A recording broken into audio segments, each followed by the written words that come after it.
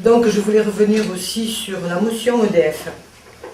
Alors la motion EDF, certains Lourdais se sont étonnés de voir que monsieur le maire avait aussi une motion. On nous a dit mais il a tusté, il y a eu des fuites, que s'est-il passé?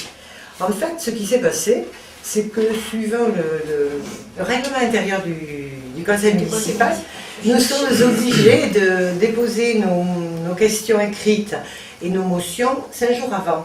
Donc, nous avons reçu les salariés de l'EDF très inquiets par la fermeture de l'accueil aux abonnés et nous, sur le site de Lourdes, et nous avons rédigé la motion que j'ai déposée au monsieur le maire 4 jours avant le conseil municipal.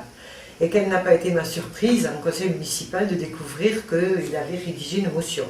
En fait, c'était notre motion qu'il avait largement édulcorée, enlevant du texte tous les attendus de la privatisation, qu'entraîne la privatisation d'EDF, en particulier la casse sociale et le démantèlement du service public.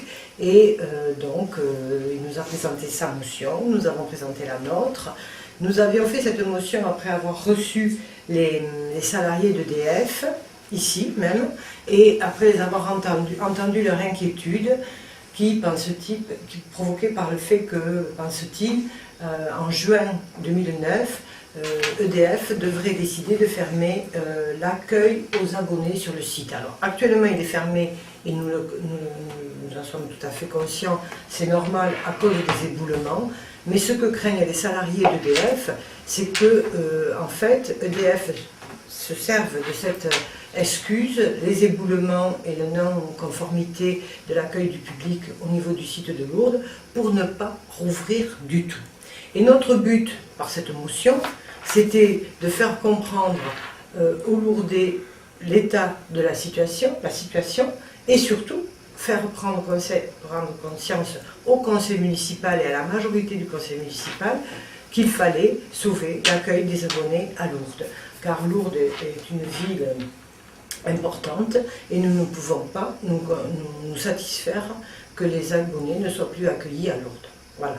Et nous avons donc fait une motion mitigée cochon d'Inde avec monsieur le maire.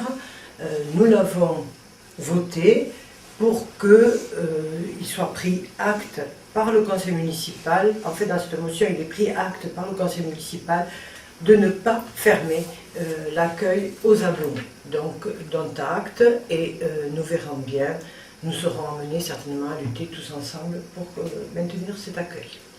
Voilà ce que je voulais dire sur la motion.